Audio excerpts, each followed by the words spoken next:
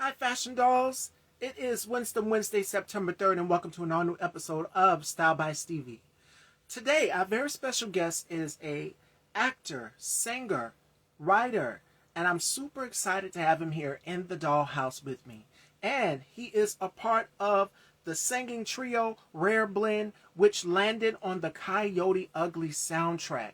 And Coyote Ugly last month just celebrated its 25th anniversary. Wow. And y'all know I'm a big fan of Tyra Banks. I love Victoria's Secret. I wear a lot of Victoria's Secret fragrances. So Tyra was in the film. You have Maria Bello. But without further ado, let's welcome our amazing, talented special guest, Victor Cordova.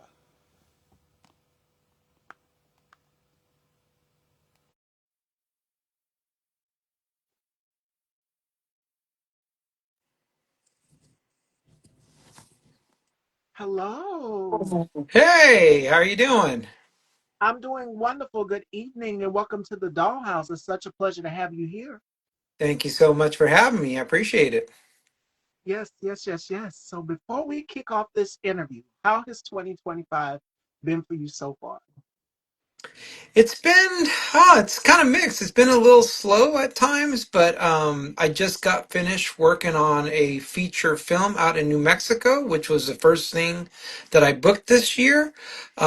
I'm used to a little bit more bookings by now, but I know that the landscape for actors is changing, so you kind of have to adapt and you kind of got to, work your way through all that. So, yeah, but I mean, so far, very good.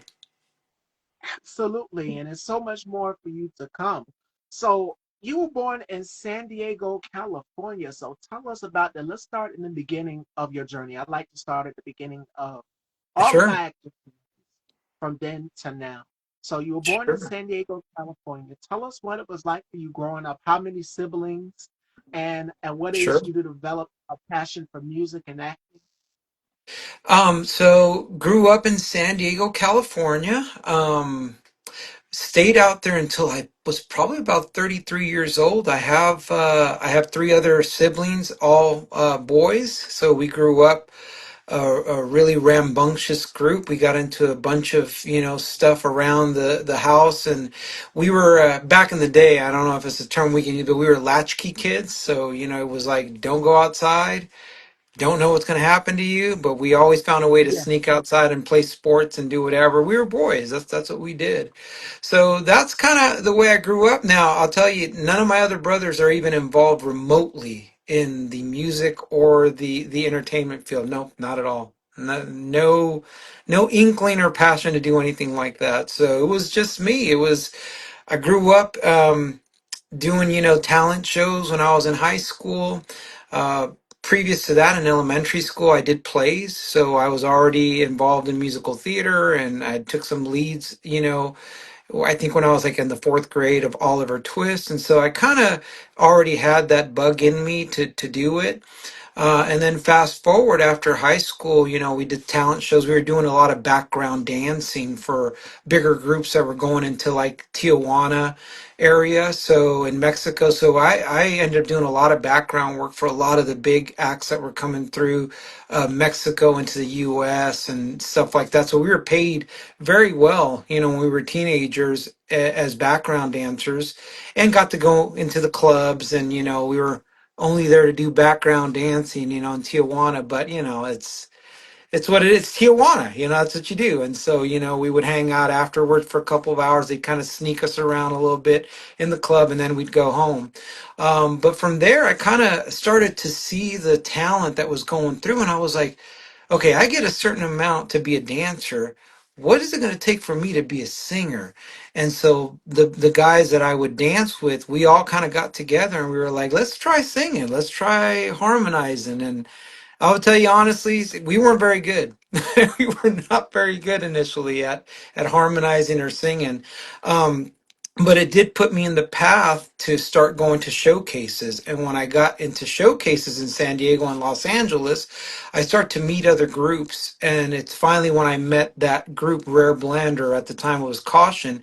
I really fell in love with the way that they harmonize. And I ended up telling the guys that I was involved with, it was an all Latin group. I said, listen, I think I got an in with this other group, and they're looking for someone like me. There's a black guy and a white guy, and they're kind of looking for an Asian Hispanic kind of mixture, and I'm it. So that's all it was. And from there, I want to say that within 6 months of me joining that trio, we were signed to a record label. We were very lucky. You can't do that nowadays, but when we were younger, we were hungry and we did it. So And Boom Boom Boom was formed, and you landed on the Coyote Ugly soundtrack. And Coyote Ugly, for those of you who do not know, grossed 113.9 million in the box office. This movie was a hit, and this is all on a $45 million budget. Did you have any idea? And what was it like getting the call that your song landed on the soundtrack? it was surreal. And this is a funny story about the guy. I literally spoke to one of the guys from the group today who was just checking up on me because he knows that I'm kind of working in the film industry and just wanted to, we touch base. But at the time, no, we were, and in fact, I actually fought the song, when they presented it to us. They were like, we want you guys to do Boom Boom Boom because we're going to pitch it for this movie called Coyote Ugly. And I just kind of looked at the other guys in the group because, again, they made us into a boy band group. I grew up listening to R&B, so my preference was groups in which we ended up opening up for later on. My preference was groups like Jodeci, Boys to Men, Brian McKnight. I mean, that's who I grew up listening to and emulating and singing like. So when they first presented Boom Boom Boom to me, I went, mm-mm, I'm not doing that song. And then they said, well, we have 40,000 reasons why you probably do want to do it. And I went, oh, okay, then, yeah, then definitely, I'll definitely do that song. So that's how it all came about. So yeah, initially we weren't happy with it, but after we did it, we were very happy and had no clue that Coyote Ugly would be that big. And it was a phenomenon. Like they just celebrated the 25th anniversary. Looking Hmm. back, did you have any idea that this film would be a cult classic? Like Ms. T Ford said, it was huge. And again, like I said, introducing you in the beginning of the show, I'm a big Tyra Banks fan. So when I seen her on the cover of it, I said, oh yeah, I gotta check this movie out. Because I Yeah. was going through at the time, I mean, it was very competitive because you had Charlie's Angels out. This film came out in the 2000s. So that was Hmm. big. And then this film was big. And then you have Vanilla Sky with Tom Cruise, and Penelope Cruz, I think, was out also the Yeah. 2000, 2001 area. Gladiator with Cop. I mean, it was so many great films in the Y2K era. And you guys Hmm. know that I'm a Tyra fan. My colleague, yes. Now's the time. Shout out to y'all know I love me some Tyra Banks and Top Model. That was one of Yeah. my shows. And of course, Victoria's Secret. So I mean, this catapulted her. The film catapulted it, and it's now a cult classic, like Hmm. a sequel. If Yeah. you, this is my question that I wanted to ask you. Do you predict Mm-hmm. a sequel in the future for this I don't know, but now that I'm an actor, I would really like to make a cameo on it, and who knows, maybe even do a little song for it. Who knows? I mean, everything is up for. I mean, I hear some things coming back that you just would never think, the remake of Naked Gun and stuff like that, and you're like, film? ah, like what's going on, Oh my Yeah. God, yes, yes, yes, yes, yes. Now, you also published a sci-fi thriller, Lifers, A Secret Society. Tell us a little bit about that. That's a funny story. Honestly, I had no intention on writing a book. I was like, that was the furthest thing from my mind. What ended up happening was this was in the age of where you could, write an ebook, and see what would happen with it. And I remember talking to my ex-wife now at the time, she was like, there's no way you're going to be able to write a book. And I said, I think I can.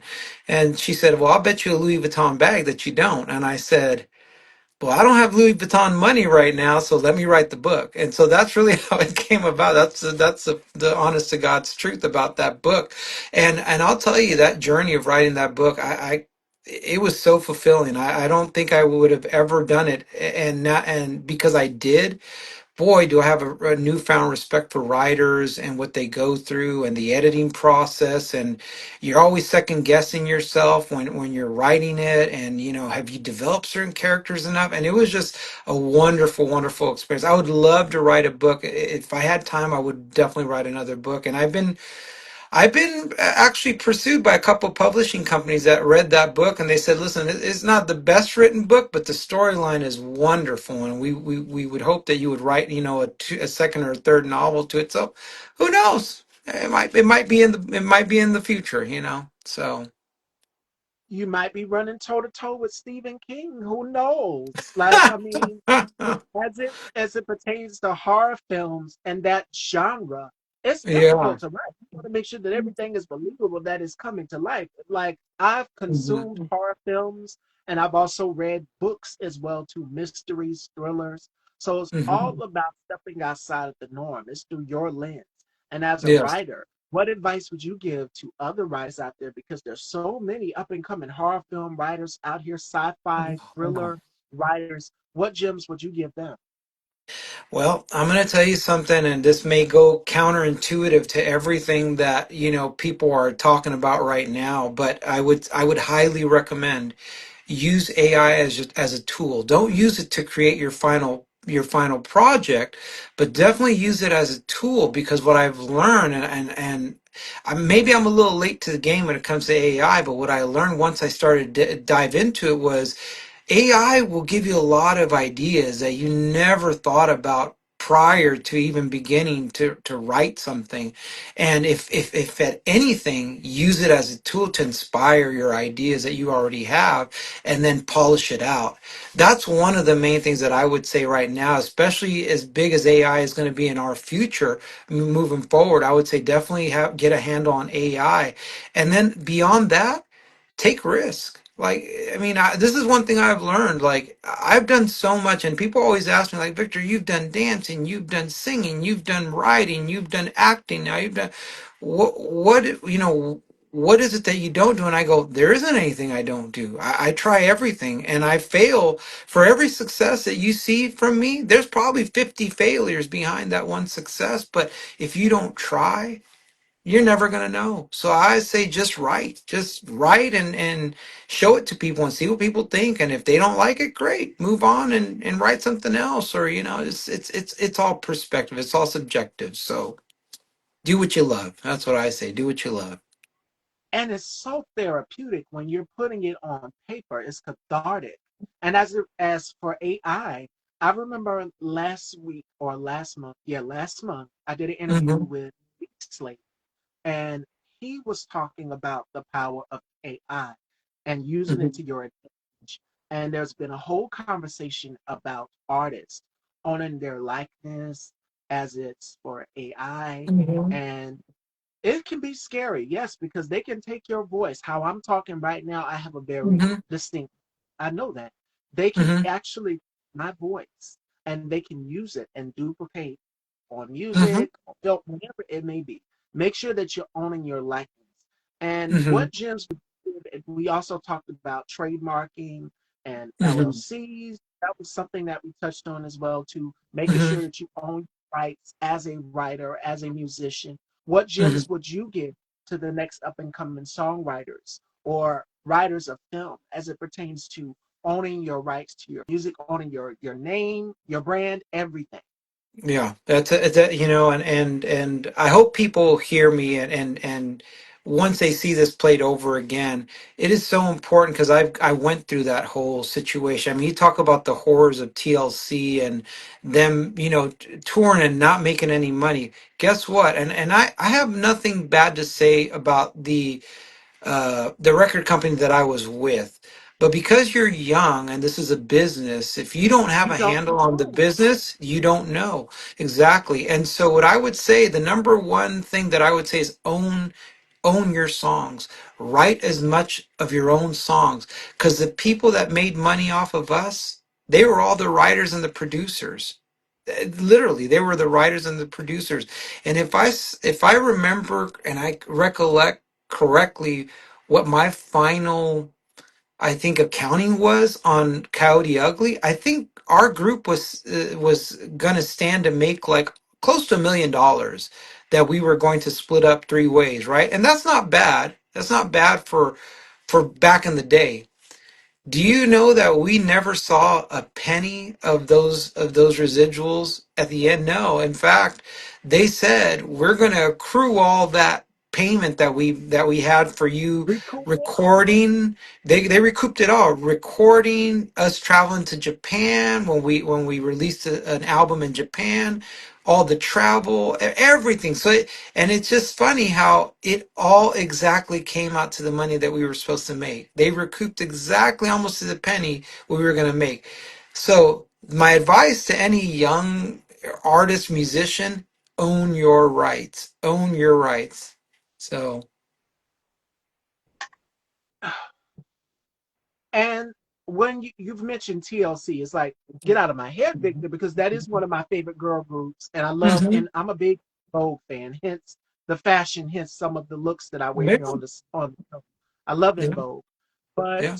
TLC, I think Left Eye said for their sophomore album, which was Crazy Sexy Cool, they hmm generated $75 million. So Mm, that's when they went into Arista Records and they stormed Arista Records and they came in there, guns, the whole shebang, and rightfully so. I'm hmm not against that. Because if somebody is touring across the country, their sell is like you're selling yourself day in and day out, blood, sweat, and tears. You're pouring in your signing, all of these things that goes into hmm being an artist, and you're not getting the residuals or anything for it, rightfully hmm so. Question the head of that record label. Where is the hmm money? Yeah. Where for me touring? And then how Well, Left Eye, she was genius. She broke it down. Someone else who before TLC, who I love, may God rest his soul, was Prince. oh God, Prince said, yes. okay, I'm assigned to a level, I'm assigned to a label, but something ain't right. This is where I come in and I own my rights. I own hmm my label. I own my artist. And Shaka Khan, again, B Slade, who I just interviewed not too long ago, had the pleasure of working with Shaka Khan. He's worked with Patti LaBelle. He's worked hmm with Tisha Campbell, worked with so many. And we were talking about owning your rights as an artist, owning your masters, and how that is key. And we see it with so many big music artists today, like Taylor Swift. Ashanti is another one, and how they had hmm to go back in the studio and re record their albums. But hmm now, the money side, the financial aspect, be hmm careful and read over with a fine tooth comb. But like you said, you know when you're young in this business, starting off, you don't know right offhand. My brother, Yeah. shout outs to my brother K Tukes, the host of the K Tuke spot. He just hmm recently did an interview with Taj from SWB. And hmm she was saying that if you want to know more about the music business, there's so many programs out here that can help you, like the what was it, hmm the VH1 Behind the Music. You go hmm back and there's plenty of clips out there. Unsung is another platform. There's so many books out here that can teach you about the record business, about signing a contract. Because Oh for yeah. TLC, they had to file bankruptcy. And it was not only TLC, but I love her down. Tony Braxton. I'm a big Tony Braxton. hmm Oh yeah. I remember her having to file Chapter 11 as well too. A lot of these artists, they're young at the time. They don't know what they're Yeah. signing. You don't know. You look at the glitz and the glamour and the aspect hmm of being able to make music, but you don't know that aspect of the money, the finances, making hmm sure and not knowing about a record label recuperating the money back. And I think for their Fan Mail was right after Crazy Sexy Cool. The fourth album was 3D for TLC. hmm And Yeah. I remember T-Boz saying that if you don't give them an answer right off the end, as far as creative input, as far as anything, they can go and they can have your album coming out all willy nilly. And they hmm were still grieving loss of Left Eye. Hold on one So second.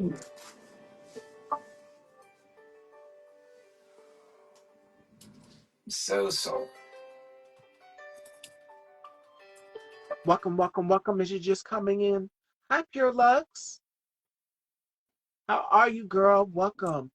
Sorry about that. That's actually my real job over there that I got right now. So, I'm always working. I just moved from one desk to another, three screens on each side. That's the way I work it. So, And that's what it's like in this business. You're having to wear all the hats. Yeah. Another artist that I love, we're talking since we're in the category and genre of music, we're going to get, because you are also on one of my favorite shows that my mom loves to binge watch, and that's The Walking Dead. We're going to get Okay. to that in a minute. But the music aspect, as a music artist, you're able to wear all of these hats. So when I look at people like Michael Jackson, when I look at, y'all know I'm a big Beyonce fan, and her birthday is tomorrow. I look at Beyonce, I look at Missy Elliott, I look at Rick James, I look at Usher, I look at all of these big artists who are writing, who are producing, who are co-directing all of this on their album, on their projects. It takes a lot. So I understand what it's like to have to wear many hats. Another, and Yeah. I feel like she doesn't her just do as a songwriter, is Candy Burrs Tucker Oh from yeah. Escape. Oh yeah. Oh yeah. I mean, she Definitely. penned No Scrubs for TLC, and that's because they learned about the business. They got their Hmm. stuff together. They got with a lawyer, and that's how we got fan mail. And see, the fan mail tour was supposed to go across the country. They only did Madison Square Garden. It was that one tour. They didn't really get to go because Left Eye wanted to go and do her own project. Oh So yeah. one thing I commend Left Eye for was understanding the business and saying, if this doesn't seem right, we're touring across the country. We're selling this many copies of albums. For Crazy Sexy Cool again, it should have been $75 million, and you got to split that up between three women in the group. Each girl should have gotten their just due. They're touring across the country. Hmm. T-Boz is having to go outside of the country. And at the time, she found out she had sickle cell. So it's taking a toll on her body as well, too. That's a lot. Medical expenses, medical treatments, you're having to pay for all of this. Again, three women in the group, you're having to pay for hair, makeup, photo shoots. When you're working with a female artist, and I think who was it? It was Glorilla. And as a Hmm. woman, I can remember what Glorilla said. She said, as a woman in this business, everything has to be perfection. It has to be picture perfect. Not anything, no spinach in the teeth. The photo shoots have to be perfect. You have to do like, and I'm a big Cardi fan. Cardi says, I am the drama. As a woman, you have to bring the drama. So for TLC, if you look at every single album that they came out with, their looks changed. So you have to pay for wardrobe, hair, makeup, all of those expenses. And as Left Eye stated when she broke it down, seven times, what was it, seven times five, I think she said? Or, I Hmm. mean, she broke it down. I can't remember Hmm. the exact numbers. But Yeah. the legit of understanding this in this business, you have Hmm. to sometimes be your own accountant, like, wait, hold up, something isn't right here. And Yeah. sometimes it's not in fine print. So you make sure you go over those contracts with a fine tooth comb. And that was a Hmm. question that I would ask you, Victor. As far as understanding the contracts and the logistics of the business, what Hmm. advice would you give anybody as pertains to looking over the contracts, looking over those numbers, everything? Re- really easy. Get a good attorney. Get a good attorney. And unfortunately, we made the mistake being young that we were just so we were enamored with the fact that somebody would even think that highly of us to sign us to a record deal. And I'll tell you before I tell you, obviously the answer to what you just asked was get an attorney. I'll tell you a story though. Before we got signed with, and it was Curb Records who we were signed with. Before we got signed with them, we took a 28-hour drive from San Diego to Atlanta. This is right before we got signed with Curb Records. And where did we hit? We hit Atlanta and we hit the Underground. I remember when I was a kid. And the Underground, they were having a showcase, and who should be at the showcase was Jermaine Dupri. And the number one, the group that ended up getting signed, which actually didn't get a standing ovation, we actually got the standing ovation. They didn't even call us by our name. We were called the California Boys. They just said, "Oh, these California Boys came in." We were named Caution at the time. We were the ones that got the standing ovation, and the guys that got signed, you're gonna laugh, was a Jagged Edge. They were our other bandmate that we were out there under the same management. They got booed, but they got signed because they had a good look. The twins are great. I've spoken to them on and off, but that's what it was. And but I just remember going out there that, it didn't matter so much, that people liked you or didn't like you. It was the business. It was What Jermaine Dupri wanted was a group to compete with Boys to Men, and they wanted someone a little bit edgier. And that's why they came up with the name Jagged Edge. But I mean, to this day, I just know, you got to know the business, you got to know who the players are, and you got to know where you fit in. And unfortunately, we got with a record company that sometimes I feel like they may have shelved us for certain reasons, but then other times it's kind of like, I'm grateful for what I got. I'm grateful for the fact that I got to tour a little bit and got to see what that side of the business was, and not a lot of people get to do that. So still grateful for the experience, to be honest with you. So. And that's what comes with it. It's like we see the shows. Where are they now? What happened to these artists? Why are they Mhm. no longer? And it's happened to so many great artists where it's just like they don't get their recognition. They don't Yeah. get the spot. They're having to renegotiate. It was a girl group, Black, that was Left Eye's group. And they were Mhm. very similar. A lot of people compared them to TLC. Mhm. That was Left Eye's group originally. It was her brother Ronald's group. And Lisa went and she stole stole them from her Yeah. brother. May Yeah. God rest her soul. But she modeled them after her own group, TLC, Mhm. and they just had their own thing. At the time, the Y2K era, which is the year Coyote Ugly came out, they were out. Bring It Mhm. On was also out around that time as well That's too. right. So these That's right. girls were hot and they were beautiful. They had something going on. They had the whole intergalactic theme, which is what Mhm. Lisa wanted to do for the third album, which was Fan Mail. And Mhm. Black had that, but they had to go back and negotiate. And the rapper in the group, Natina, had to go and try to negotiate. And what she did was she called and she told the girls, "I got us a deal," because at the time they were signed to Columbia, if I'm not Mhm. mistaken. And then Mhm. something had happened. There was a shift. They were merging because that happens where record companies merge or there's no longer, those record companies are no longer, and they're Mhm. having to negotiate another brand to get them. So it's like at the Mhm. time you had TLC, you had 702 out at the time as well too. Yeah, TLC 702, Destiny's Child. So it's like, okay, Mhm. where do we go sign? Yep. What are we gonna do? Like Yeah. it's fierce competition. So Yeah. that's all I wanted to say on that is that aspect for musicians out here. Understand what you're signing. Understand the business. There's so many artists who don't have the luxuries that we see.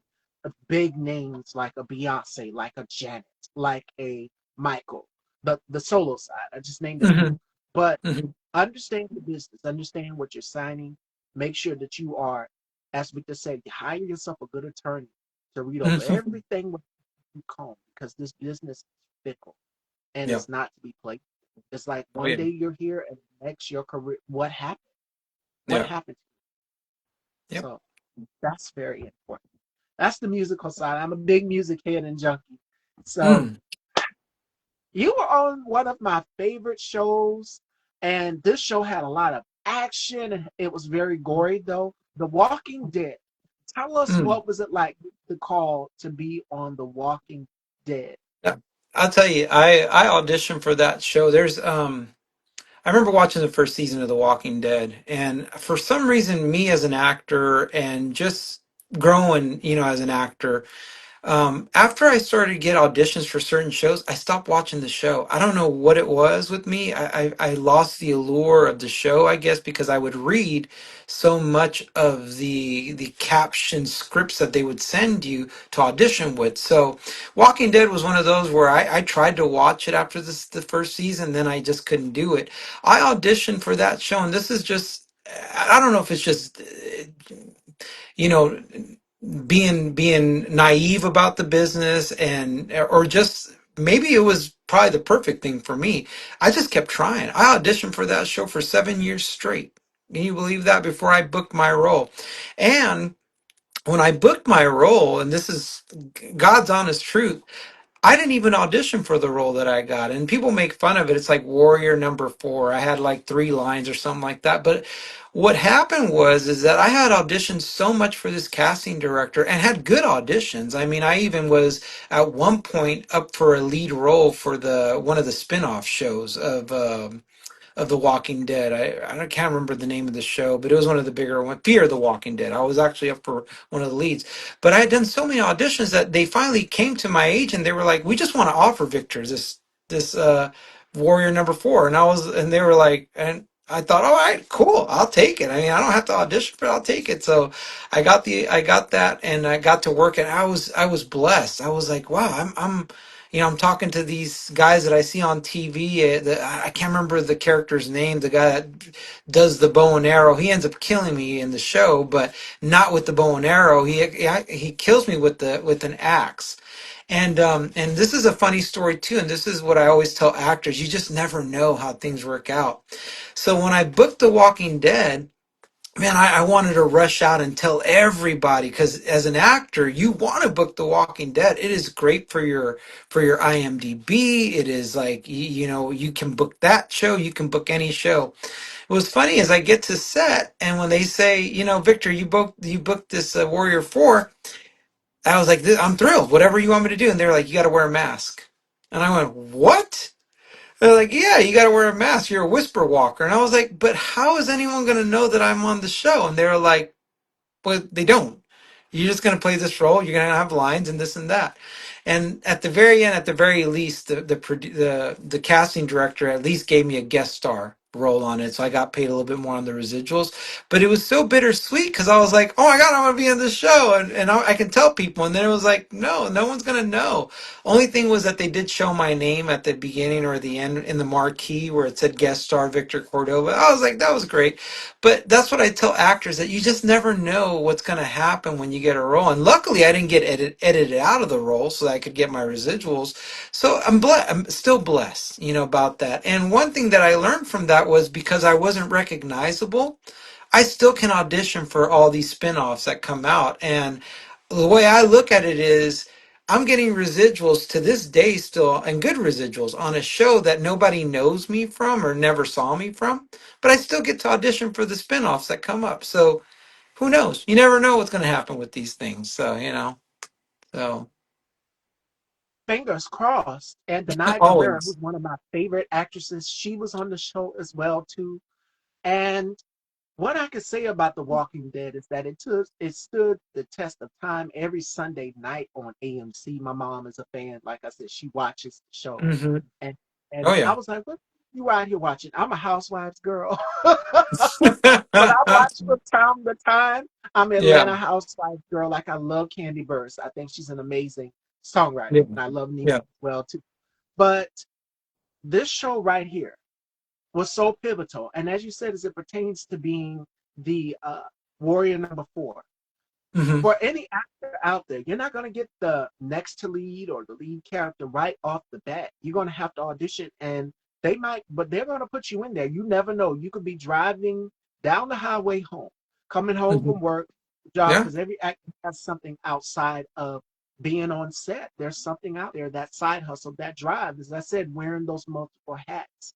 Hmm. And you're driving down the highway and you're getting a call that we need you to come back and audition for this part. So it's going to be plenty of people that are going to be lined up around that corner, around the curve, going for the same exact role as you. Hmm. And I've sat here and been privy to the information of the audition process of people saying, Hmm. I didn't get the role the first time, but I did go back and I tried again. And I got that phone call or I got that email saying, come back and record Hmm. this part. Yeah. And you get your parts right then and there. Just Hmm. because your personality stood out alone. And I remember sitting with the casting director, shout outs to Sandy, and she was saying that the question that she gets a lot, as it's for actors standing out in an audition, is bring your personality, bring the character to life. Because when you are putting on this character's shoes, stepping into this character's shoes, you are the breathing vessel for this character. You're Hmm. bringing this character to life. And that is key. That is crucial for a lot of actors. What other gems and tips would you give to anybody that's going to an audition that wants to make that character their own? Because it's all about personality for me. I mean, these actors, they're so savvy nowadays. Oh, And there's so much online nowadays that, there's so many classes and workshops and everything else. Personally, for me, what I have learned over these years about auditioning and acting is that first off, there has to be a sense of gratitude right off the bat. Is that you getting an audition, you getting a video audition to send into a casting director that could potentially put you in a show that a lot of people see and watch. You just got to be grateful even for the fact that you're maybe one of 25 videos that they're initially going to see. That's the number one. And that's where the job starts. And this is where I tell people all the time, booking the show or booking the role, that's just bonus. But all the work begins when you start to audition and you break down that character and everything else. Oh, yeah. So my little piece of advice for any actor is take risk.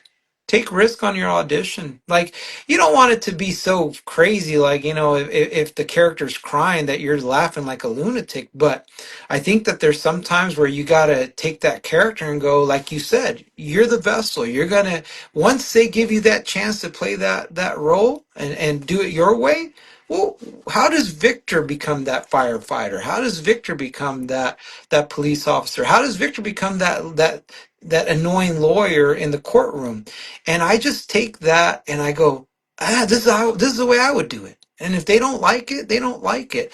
And I saw this really big actor now, Coleman. I don't know if you know who I'm talking about, Coleman but Domingo, yeah. oh my God, is wonderful. And he just said that there was a point where he was grinding auditions so much that one point he got an audition for whatever show made him big, and he just threw caution to the wind and said, you know what? I don't care how they're telling me how to do it in the audition. This is the way that I see this character doing it, and this is what I'm going to give them. And like you said, he was in his car. I saw his whole video, and he got the call, and they said, "We don't even want a callback. We don't even want testing. We don't want nothing. You're our guy." And I'll tell actors, you have to take risks. Like once you understand how to memorize lines and how to look into the right or the left of the camera, that's all technical. After that, it's just you have to bring to life that character whatever way possible. And if not, and if you don't book that role, then I've had plenty of times where I've had a casting director say, Victor, I saw you about a year ago and I knew you were good. I just never got a role again to audition you for until now. And this is the one you booked because I remembered you because you took a risk. And that's what I remembered from you. So be memorable, take risk. I mean, who cares? You fail, you fail. Who cares? Who cares? As long as you're memorable, you're fine. So that's what I would say. A first impression lasts a lifetime. And that's what these casting directors are looking for, something tangible, something that sticks. They want you Hmm. to bring that character to life. And the fun part about it is that you sometimes get to have creative input as what you want your character to look like. Now, when the Hmm. director says go, you got full creative control over what you want your character to look like, over what you Hmm. want your well, you have to go by what the producer and the director say, what you want to sound like, more when they say more feeling or Hmm. whatever. But as far as the aesthetic for the character, what you want the character to wear, what you want Hmm. them moods, all of these things go into creating and developing a character Hmm. for a film. And that's key and crucial also. Now, you've also done The Hunting Wives. You've done so many other great shows. Florida Man, Panhandle, Dynasty, which is one of my favorites, and I'm a big Diane Carroll fanatic. Yeah. The champagne is burnt, darling. So that's Yeah. all I'm going to say. If you know Dominique Devereaux, but Yeah. Queen of the South, another good show. You've done so many. Looking back at your catalog of work, Hmm. which work stands out to you, stands the test of time?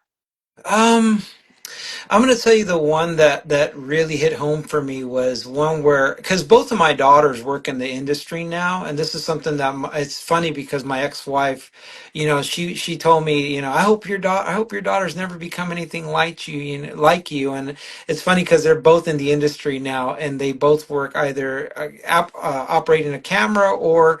One actually works in costumes, and so one of the things that I really loved about this particular job that I got was it was during COVID. It was during the pandemic, and I ended up working on the show Outer Banks on Netflix, and I didn't know it was Netflix at the time. And I'll be honest with you, I didn't even know if I was going to do the audition because it talked about Outer Banks, and when I did the research, it said it's North Carolina, and it was for a security guard role, and and I thought to my, and I pictured in my head like, oh, they want this redneck kind of looking guy to be at the boatyard and blah blah blah, and my agent, I told my agent, I go, I don't know, I don't know if I should be doing this audition. I don't want to take away from someone else, and I just don't really think this is up my alley. And I remember to this day what my agent said: if the casting director sent it to you, then for God's sake, just give them an audition that they're going to remember.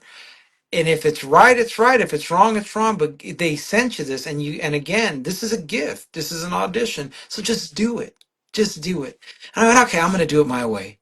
And and in this particular role, if you look back at the episode, the girl from Outer Banks, the main girl, Maddie, she comes up to me and says, hey, could you help me? I got a flat tire. And I remember to this day in my audition, I said to myself, all these guys that do this audition, they're going to be like, oh yeah, yeah, I want to help you, or just be a nice guy or whatever. And I took it a different way. I said, you know what? I'm gonna be a pervy guy. This girl's 16 years old. She's probably got a hot little body on her. So when I did my audition, I kind of was like, yeah, I'll help you out, and maybe something will happen out of this, And it was really just really like out there. And I remember when I booked it, I went down to shoot it, and the director was a female, Lisa. I think her name was Lisa. I did the scene, and I was very nice in the scene, and she goes, no, no, no, Victor, I want you to do it like in the audition. And I said, what do you mean? She goes, you were pervy. That's what I liked about it. It was real.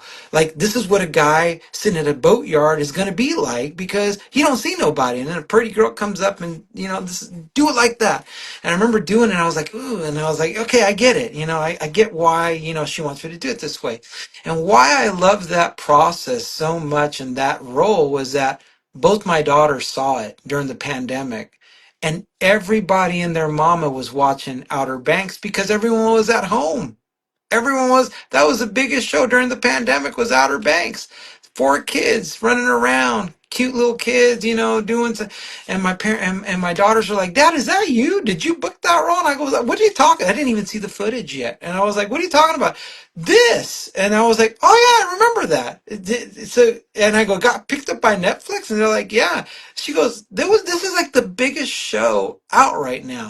So for me, I think it was just that my daughters finally saw me doing something. They understood it and they appreciated it, and then they were able to tell their friends like, "That's our dad. Like he's been grinding at this for a while, but he finally got a little bit of a break." So I think that was one of the coolest ones I got to work on. My God, and the list goes on and on. And you were also involved behind the scenes as well too. And you have some upcoming projects, Blue Ridge, the series. You're going to Yeah. be on that. I mean, it's so many that you're working on. And as you look back, yeah, catalog everything. We're now. I'm going to piggyback before we go forward into what is next. You meant 2020. 2020 was difficult for a lot of us. And this show was out. The Outer Banks was out during 2020. And like you said, everybody was home. Everything was shut down. And I've sat with a lot of people from theater, and it was difficult because everything in theater was closed down. Like Hmm. nothing was set. And even if you were on set, of course, you had to go by the guidelines and everything if you were filming the show. So it was difficult for a lot of people. How did you manage during It's 2020 with being on set and then being away from so family? So when we shot that show, I remember taking the trip back home from Charleston because they shot that show in Charleston. So I was flying back home and I started to notice people wearing masks. And I was like, I don't really understand what's going on yet. And then it was when I got home that people started really talking about this COVID thing. So we kind of Yeah. escaped that whole situation where people were wearing masks on set or they weren't doing production anymore. It was a double-edged sword, though, I'll be honest with you, because when that took place and that came out, boy, I thought my star meter was gonna go out the roof, and I was gonna start booking stuff like crazy. And all of a sudden, right after that, the industry almost shut down for like a year and a half, almost 2 years, and people were doing very little shooting, like you said, or theater work or anything else. So that set me back. I was like, oh my God, like I was getting momentum, and then all of a sudden it's like it brought me back down. But it also taught me another thing too, is perseverance. It's like, regardless of what you may think in this industry, when you think that you're at your very highest or the very lowest, I'll tell another little thing for actors out there. Keep going. Just keep going. You just don't know when the call is going to come that's going to change your life as an actor. You keep going.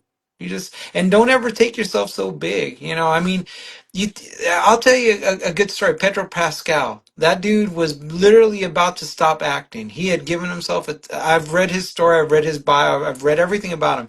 He was literally going to stop acting because he'd given himself a timeline that if I don't make it at this point, I'm done. I'm just going to go and do a real regular job. And he kept doing it. He just inched and kept going, and then all of a sudden, he's on everything.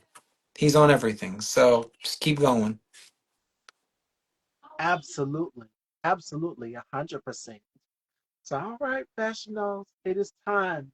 You guys know that we do our games here with our very special guests, and then we're going to get to what is next in Victor's chapter. But we're going to get into our games. The first game is called the Rapid Five, and my guests have to tell me five things that they can't live without. They're guilty pleasures, of course. I know one of mine is cookies and cream ice cream. I love pepperoni pizza. I wouldn't eat them together, but just their favorite things that they like in their downtime when they're not filming.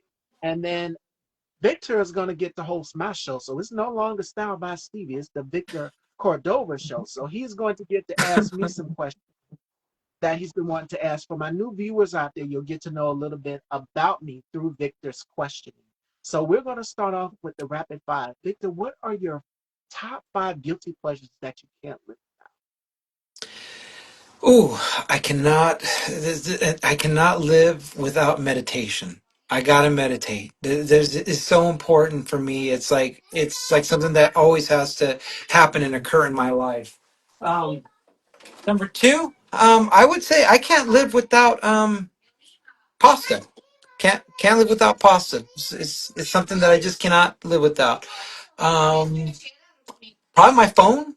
I'm probably on my phone a lot, researching stuff. Now in this day and age, probably Chat GBT is what I cannot live without at this point. And then my animals out here. I can't live out. I have chickens and goats out here. Without them, they're my sanity. I keep them. I keep them fed. I keep them clean. I keep them running around. So I got goats, chickens running around here in North Carolina. Those are the five things I probably can't do without. And it's so therapeutic. You've mentioned outdoors and working with animals. You and my mom. My mom, she's a garden head. She's gotten out there to getting in the yards, planting her flowers and things, and I'm out there with her. I'm typically an inside person, but the outdoors is so therapeutic. Every morning when I get up, I do Mhm. at least 30 minutes of exercise every day. And it's therapeutic just looking at nature, looking at the trees and the grass cut, and then her flowers that I bought her flower pots and things for her to plant her flowers in. So my mom is the green thumb. I'm not really so much of a green thumb head, but when she asks me to go water the plants, that's something that I partake in. And it's therapeutic. So when you mention animals, it's Mhm. it's just something about them. Like all of your problems, they will be there. They are that support system. So yes, absolutely. Mhm. All right, Charles. My heart is beating very, very fast. I have no clue what Victor is going to ask me. My guests get to ask as many questions as they want to. So I'm no longer the host until it's time to switch over.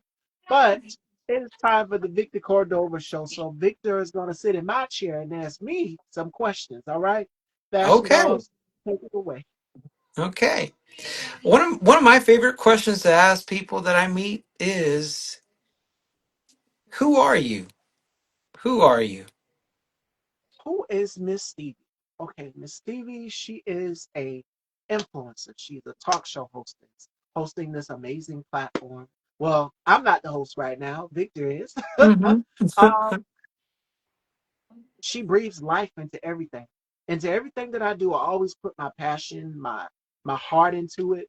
I'm dedicated. I'm persistent. I want the best for everybody. I try to remain healthy. Try to remain positive, optimistic. Uh, I am a mama's girl. I love my family. Uh, Country girl, straight down here from South Carolina, 31 years old. I'm a Scorpio. Um, I love bright colors. I love bright, bold fashions. I love to stand out. There's never a dull moment. If you notice everybody else in the room is wearing tan, she's gonna find a way to stand out. I'm gonna find a way to stand out and have eyes focused on me in some sort of the way. One story, real quick, is I was sitting in the waiting room one day and I just felt these. I was flipping through a magazine and I felt these eyes just looking at me, and it's people across the room. And this was when I went to go get, going to get my checkup or whatever at the doctor's office. I'm like, I feel like there are eyes on me. So the first thing when I came out there was, oh my God, your nails are so long. How do you do anything with them? So people notice that I'm going to stand out like a sore thumb in some sort of way. But overall, who is Miss Stevie? Miss Stevie is sweet. I'm kind. I'm generous. I want the best from everybody for everybody. I'm a nurturer, and I think I picked that up more so from my grandmother and my mom than anything. So, but I'm also very protective. I'm very protective of them. So that's who Miss Stevie is. Good. Good. I have another question for you. You live sounds like you lived a very interesting life just like me. When you look Yes. back at your life, is there any one, I don't know if it's a regret, but any one change, if you could go back and just change one thing in your life that you think would be impactful and get you somewhere where maybe maybe you didn't take a chance to talk to somebody that could have changed your life. Is there any one moment in your life like that? Wow. My grandmother passed away in '96, but I was a baby around that time. Hmm. And I was very, very close to her. This is my father's mom now. Hmm. And if I got the chance for her to see where I'm at now, currently in my life, I would say thank you because she was protective over me. She watched out for me. She advocated for me when I was a baby. Certain things I don't remember to this day because you're young. You're like 8 or 9 years old. You don't remember those things. And my mom would tell me stories about her and how amazing she was. She was also very stylish, by the way. So I Mm. think some of fashion sense is rubbed off on me, but I think that if she was still here, she would be proud of me. Um, I think she would. I definitely think she would be. I got one more question for you. This is more of an easier question. You got to Okay. pick one. Only one. Favorite movie of all time for you. Which one would Oh, you say? Just one. oh, so oh, this is so tough. Okay, so I'm narrow it down to two choices, and then I'm gonna choose one. Okay. Uh, I Give me your love two Breakfast at choices. Tiffany's. Give me your two choices. Yes, I love Breakfast at Tiffany's, and I Mm. love Mahogany with Diana Ross. So Mm. today I'm feeling a little bit of Tracy Chambers, so I'm gonna go with Diana and Mahogany. Okay. Definitely for sure. Diana, because it's a classic. Like she Yeah. said, I'm a winner, baby. So with Billy D. Williams, like the lines, the fashions, what I'm wearing today is like an ode to Diana. So if you guys haven't seen the OOTD, go and click and check it out. But I'm gonna go with Mahogany, Tracy Chambers, Diana Ross. There you go. I'm loving that. I'm loving Yeah. that. That's all the questions I got. All right, fashion dolls. And there you have it. There's our rapid five. Shout outs to my brother. Brother, I just mentioned you in today's show. So shout outs to my brother K Tukes.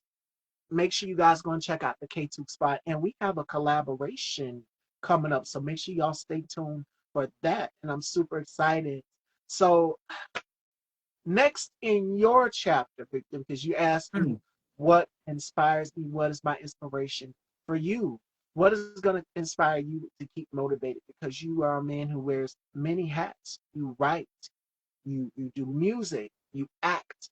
So for you, what is next in your chapter? Because you have Blue Ridge coming out. You've got the AR. I mean, it's so many projects that you have coming up. What is next in your chapter for 2025? Because it seems like the year flew by so fast.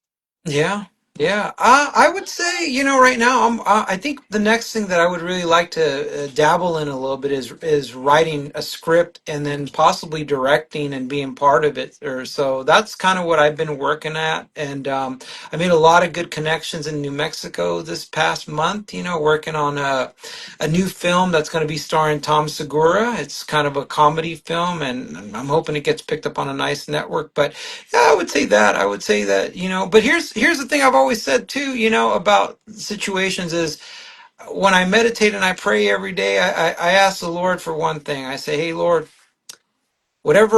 you're always there. So, I'm grateful for the things that I need and you provide. And then what I pray for is things that I want, just give me the opportunity. Like that's all I care about. Like if there's a want, give me the opportunity. The things that I need, you provide. And so I think that's the difference with people got to look at their life is like God's going to provide. But after that, if you want something, you got to work. You got to Yeah, get an opportunity. So you just got to work. So that for sure. So, Fashion Dolls, final thoughts before we let you go, Victor, because this was such a great conversation. I had such a great time chatting with you, and it was such an honor. Rare Blend is one of my favorite groups. So it was great to talk music with you, to talk acting. What gems would you leave with people who want to get into acting or music as I can't even get it out. I think Bubs the God is somewhere in here rubbing off on me. Shout outs to my colleague Bub. Uh, for the concerns of them, what advice would you give to them as it pertains to passion? whew, okay. Acting and music, honestly, for both genres of this entertainment is you you have to throw caution to the wind and just say, and I've always thought this myself, honestly, someone's gonna make it. Someone's gonna get that role. Someone's gonna get that movie. Someone's gonna do it. Why can't it be me? And my gem is just go for it and prepare yourself. If it's going to be the music business, do the research, figure out what the business is. And I always say music business because it is a business. Know what the business is Yeah, before you start to get into it and understand, and this is another thing too. Are you trying to be a celebrity or are you trying to be an artist? Those are two different things. Artists don't always make a ton of money, but they love what they're doing. Celebrities, on the other hand, they're in the limelight taking pictures, this and that. So figure out what you want to be because both have different paths that you have to kind of travel to. And as far as acting is concerned, you can video audition from home now. Just get good material. Anybody can do it nowadays. You don't have to travel 4 hours to Atlanta. You don't got to travel, to LA and do it. You can do it from the comfort of your own home, but you got to be good. In order to be good, you got to take acting classes. You got to watch good films. You got to read good books. You got to prepare yourself. So, and once you do all that, and I'm a big advocate for acting. Go to acting classes around your neighborhoods locally because always the thing that always people stump people is, well, I don't have an agent. So how can I get auditions if I don't got an agent? Guess who refers you to the agents? Your acting coach, your acting teacher, because they see your work product every day or every week, and they can tell which actors are doing well. And they'll go, you know what, Mr. Agent, I got a guy who's taking classes with me, and I think you need to see him. I think you need to talk to him. I think you need to sign him as one of your talent. So definitely do that because that's how you're going to get in. That's how you're going to get into the business. So. and network. Most importantly, network. And as you said, for video auditions, the pandemic made that possible. Where we're doing Mhm. everything how we're doing it right now, the pandemic Yeah. made that possible. And I know Yeah. a lot of people miss that feeling of being able to stand in line and communicate and network with other actors as well too. But you have options, and there are so many ways you can network. There are so Hmm. many courses you can take. And today's final thought comes from Elizabeth Gilbert, and that ties into everything that Victor just said. You don't need anybody's permission to live a creative life. And for creativity, there are no limits. Be as bold, be as creative as you want to be. I remember taking art in high school, and something that I really, really wanted to major in was fashion illustration and fashion design. I wanted to go to FIT, Fashion Institute of Hmm. Technology. But we didn't have that option in high school. So I had to pursue glamour, cosmetology. Hmm. And I Yeah. got my license. And my beauty school instructor, she said, I want you to go to fashion school. I want you to do something involving fashion. And that's how the birth of Style by Stevie came to be.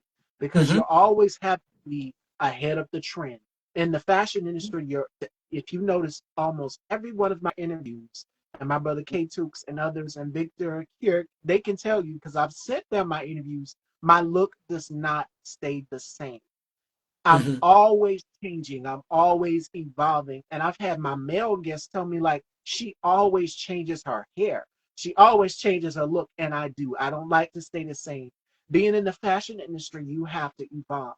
And for actors out here, if that director says, okay, we want you to give this one day and we want you to give this another day, you're going to do a different character. You have to go in for those different roles.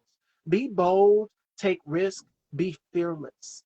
And that's what makes an awesome actor. And I love Hmm. Taraji P. This is what she said when she was going for the role of Cookie in Empire. She said, I won't do it if it doesn't scare me. So you have to go outside and challenge the norms of what you wouldn't typically do every day. Trust me, my little sister's a chameleon. You got that right, brother. I don't stay the same. I don't stay the same. In every interview, and I've done so many, you see a different woman come on that screen. It's Miss Stevie, of course, is me, but my looks change. And that's what I've learned about fashion is that you have to be ahead of the curve. You have to be ahead of it. For actors, that as well too. I've learned that even with my interview with Tommy Davidson, and I've got my taste of what it was like to sit down with the comedian and Victor.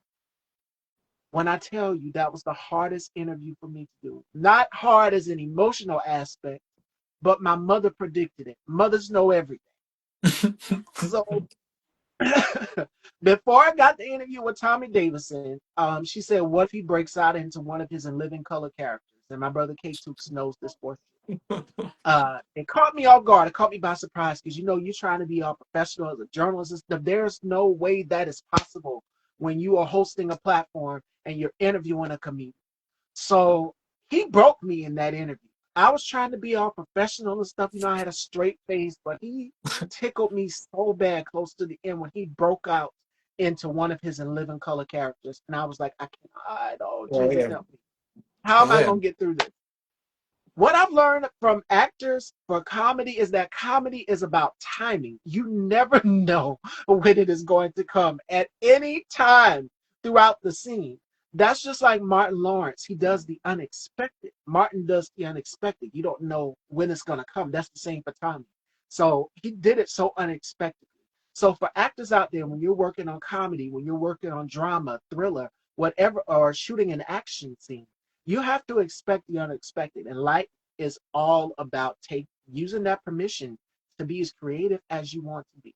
So I wanted to Hmm. close the show with that. And I hope you all take away from that. So that's all I have, Fashion Doll. So Victor, let everyone know where they can follow you and check you out. Yeah, if I'm on Instagram. I we can share that afterwards. That's mostly now the platform that I'm on is on Instagram. IMDb, definitely put in my name for IMDb. That always helps me out. Victor Cordova, and I think my Instagram is Victor underscore Cordova 17. I think it is or something like that. So yeah, that's where I'm at. I mean, I don't spend a lot of time there because I'm typically working on auditions, working a real job, and feeding goats and raising kids. So I mean, it's a real world. It's a real life. So And I want y'all to remember that. Make sure you guys are going out here living your best life. Again, you don't need anybody's permission to be as creative as you want to be. And as Mm-mm. Victor said, it's all about balance. And being in this business, that's something that I've learned. My mother's been sick. I've been having to take care of her, all the while hosting this platform. And my brother K Tooks knows he will call me and he will text me and be like, "Sis, how are you doing? Are you good? Are you okay? How's mom?" And it's been a balance having to take care of her and then do this platform and then make sure that everybody else in the family is good and straight as well too. So that would be my advice to anybody is find that balance. Make yourself a list of goals, create vision boards, write yourself down a list. Uh, write it down on a mirror if you have a mirror.